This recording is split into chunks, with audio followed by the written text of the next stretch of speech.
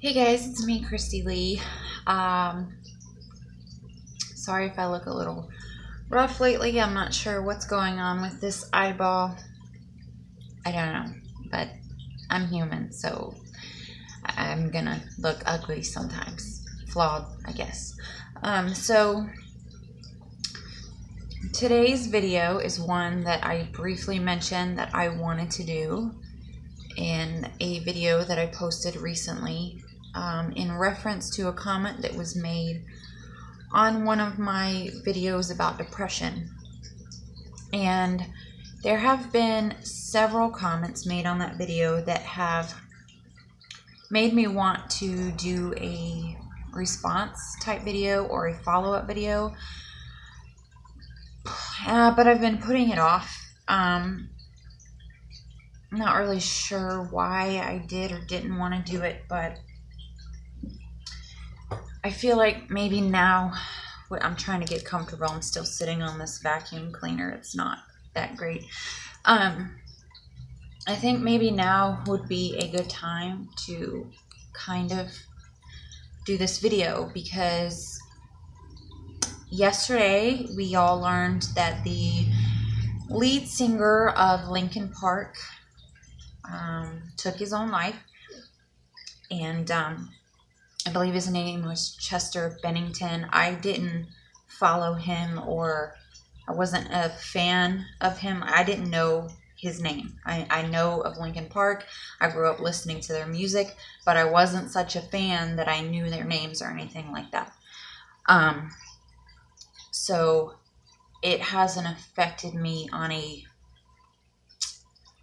I don't know what kind of level you would call that. Like when Robin Williams passed away, I was a fan of him. So it kind of hit on a certain level. But it has hit me on a personal level because, as you guys know, I've dealt with depression. I have had thoughts of suicide. I have had attempts at suicide. And as I was thinking about this video and I was thinking about the news of his passing, I was listening to my favorite radio station here, Elvis Duran in the Morning Show, and one of the co-hosts, her name is Bethany, and she was talking about how she made a public Facebook post about Chester Bennington, Linkin Park. And she posted the suicide prevention hotline. And she said she had a lot of negative, what do they call that? Not flashback, it's something like that, feedback, comments about how we need to stop praising famous people or putting them up on some kind of pedestal when they commit suicide, saying something about how people who do this are weak and they shouldn't be even mentioned, that they're not worth mentioning, and just a lot of really ignorant comments and just negativity, and it really, really upset me. And it kind of plays into some of the comments that I've received on my videos concerning depression and mental illness and, suicide. I'm cautious to say that because I don't want my video to get flagged. It's crazy what they flag you for these days, but so I think I have maybe mentioned to you guys that I received a comment on one of my videos. I believe all of them are coming from the do's and don'ts of loving someone with depression. One of the comments was telling me how they believed that people with depression are the problem with the world, and that they should all just go and do what they're already thinking about doing. And I did choose to respond to him, but not in any kind of argumentative way. I think I told you guys about this one. And he wanted me to get into an argument, and I just told him, no, if that's how you feel about it, then there's nothing I can say or do to change your mind. And he left it alone at that. So I was able to diffuse that. But recently I received another comment from someone who was in a marriage with someone who has depression. And he told me that he was at the point where he was feeling like he couldn't do it anymore. And he had told his spouse that. And he informed me that he believed that people with depression are selfish. Because I don't know, I can't remember exactly what he said. I have a bad tendency of pushing things like that out of my mind. I can remember how things made me feel, but I can't remember what was said. I've always kind of been that way. But he was just saying that he finds people with this disease to be very selfish. I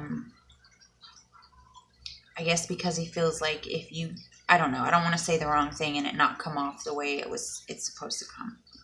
I don't want to portray it somehow it wasn't supposed to be portrayed. But he basically said that we, instead of taking our lives, we should give ourselves over to science so that science can find a cure. And in my response to him, I pointed out that science is trying to find a cure, but that the human brain is nothing like, the engine of a car. You can't just take it into a mechanic and they can run a few tests and say, oh, here's your problem. You need to change the oil, or you need a new battery, or your spark plugs are bad. It doesn't work like that. The human mind, the brain and the mind are so much more complex, and you can't just plug into it and figure out what's wrong with it. They're trying to map the mind. They're trying to understand the chemicals and neurons and connections, and no two people have the same wiring. I guess every experience in your life, every conversation, everything that happens to a person changes their brain. And you can't figure out one person's brain and say that everybody else, the physical aspects, we all have the same pieces to our brain. We all have the same, pieces. Our brains are made up of the same thing, but the way that they work, I guess I feel, is different for I don't know what I'm trying to say, and I hope you can understand, kind of get where I'm going with this. Nobody's mind is the same. We're all created by our experiences, and we react differently to things, and experiences change us all in different ways. Anyway, so I pointed out that science is trying to work on it, that there are studies and research being done all the time. But something else that he said struck me. And he basically said that I commented that a depressed person just needs to be hugged, and that's going to cure them. And that was ridiculous, basically. And I wanted to clarify that I did not mean that a hug could cure depression. There is no cure for depression.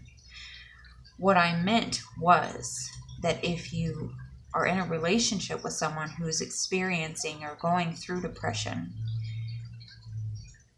it's important for you to let them know that you're there for them and to demonstrate your support and your love. Because when a person is going through this, their worst enemy is their mind, and their mind will play tricks on them, and their mind will tell them lies, and then their mind will create this whole story that's saying that no one loves them, that no one cares for them, that they're all alone, that they're a burden on everyone, and that everyone around them is better off without them. And it becomes very real. No matter how many times someone says that it's not true, it's very, very difficult to believe it. Because again, someone could say, I love you, I'm here for you, and I don't feel that way. I don't feel like you're a burden. But your head is steadily, it won't let you hear that. It won't let you absorb that. And it won't let you feel it. It just keeps telling you that it's lies. It's lies. They're saying that to make me feel better. Or maybe they think that they feel that way, but if they had a chance, they'd rather be with someone who isn't going through this. So when you truly do love someone and you really do want to be supportive and show them that you're there, a hug or holding the person, holding their hand, or sitting with them might be a way to break through that. And I'm just saying that from my own personal experience. I know that if I was in that place and I was thinking those thoughts and I was feeling that way, and someone that I loved wrapped me in their arms and just laid there with me, I could see that wall just start crumbling down. I would probably cry. And a lot of times when I'm depressed, I can't cry. I feel all of this pain and all of this pressure, and it's heavy and just dark and all of these things, but I can't get it out. And I feel like, for example, if I was going through this and Eric were to come in and find me laying in the bed and he knew that I was going through this, if he were to come in and lay with me and genuinely hold me without even saying anything, just hold me, I feel like a little ray of light would come through. It may not work, but I feel like it might possibly be enough to help me feel a connection.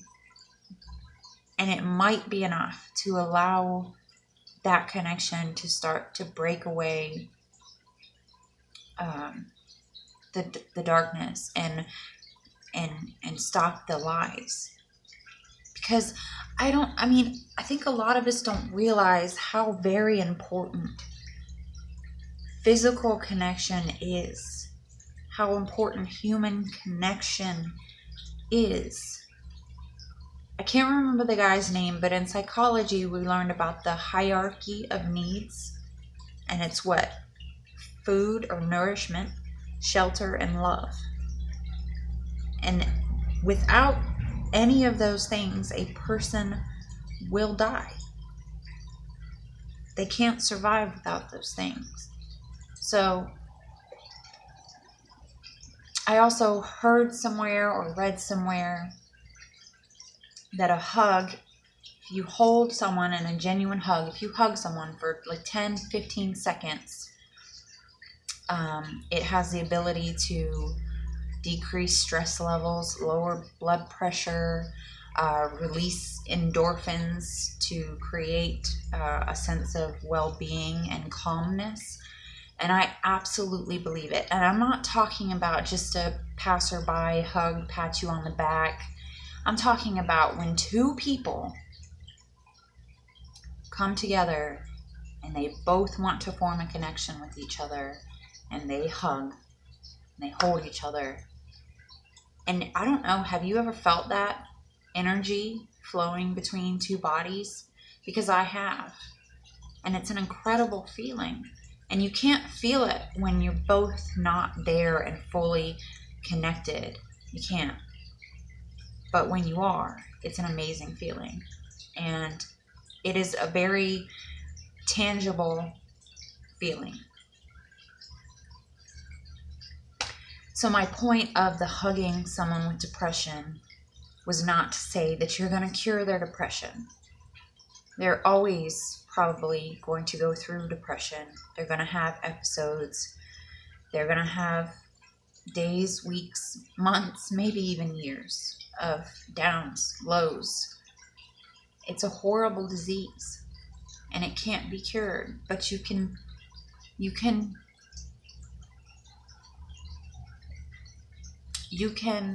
maybe break through sometimes and make them feel something. Make them feel like they have someone there. And that could help. That could really help. I mean, the difference between knowing that you have no one, or feeling like you have no one, and pretty much knowing that it's true because there's no one there saying, I'm here, I've got you.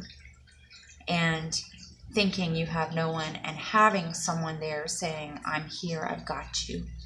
That's a huge difference. And it can be the difference ultimately between life and death. That's a terrifying thought. It really is. And I know that people, even when I was in high school and I lost he had been a boyfriend, but he was also a best friend, and I lost him. Scared the crap out of me. I lost him to depression when I was 14, and I remember telling a few people in school, and one of them made the comment that he was a coward and he deserved to die. And that's always stayed with me. And I know a lot of people feel that way. And I know a lot of people think that they've been through depression and they've been through hell and they have been really low and they've hurt and they've felt all of these things and they didn't take their own life. So if that person did, they're just weak. They're just stupid. They're selfish. How could they do that to anyone? If you have truly felt that, if you've truly felt depression and hopelessness and desperation, and if you've seen that darkness and you've come out and you haven't decided to end it all, then I want you to try to imagine for 1 second how bad that felt for you, and imagine how much worse it has to be for a person to make the decision that they can't do it anymore.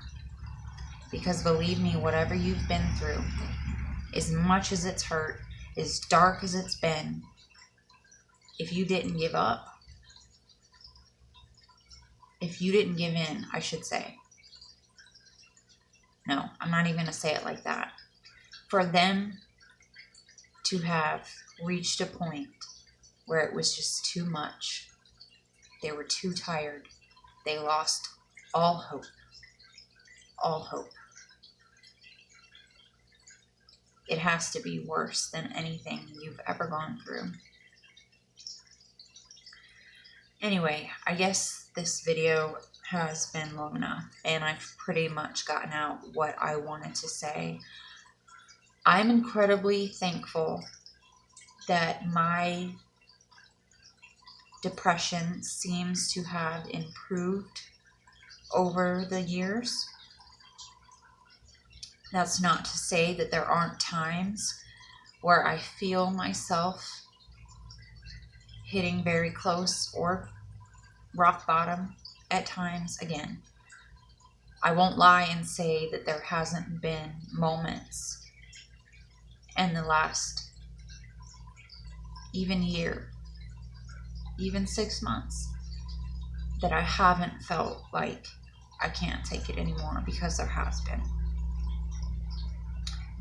But I'm very grateful that usually those moments don't last very long. A couple days, a couple weeks at most. And I'm very glad that I've been able to push through it. I'm very glad that I haven't gotten to the point. I'm glad that I'm still here. Because years ago, 9 years ago, it was bad. It was every day. It was every day for years and years and years. And I'm glad I made it through that. I'm glad that I'm here today. I'm glad that my family stepped in when they did. I'm glad that I can see things the way that I see them now. I'm glad that I'm here on YouTube and that I'm able to talk to you guys about these things. You guys have been an amazing support system for me, and you guys do keep me going. Hearing your stories, having you share your moments with me, knowing that you understand how I feel, knowing that I can come on here and tell you what I'm going through, and you won't call me weak, and you won't tell me I'm just looking for attention. Just the simple fact that I can be open with you and you feel like you can be open with me. It's been life-changing for me. And so, yeah, anyway, I just felt like I needed to talk about that. I needed to address some of these things. It's very sad when someone loses their life to this disease. I don't know if I ever told you this, several months ago, one of Eric's old co-workers, he had been battling depression for a long time, and we found out one day while Eric was at work that he lost his battle. And it's still strange, because every once in a while I'll see a truck that looks like his and I'll be like, oh, I wonder what he's doing, and then you remember that he's gone. And it could happen to anyone at any time. So I don't know, you guys. I know a lot of you are going through this, and I'm just glad that you're still here. I know it's hard. I know it hurts. I know it's dark. But I'm glad that you're still here, and know that you have a friend in me. Even if it's, just through the camera, just online. I understand what you're going through.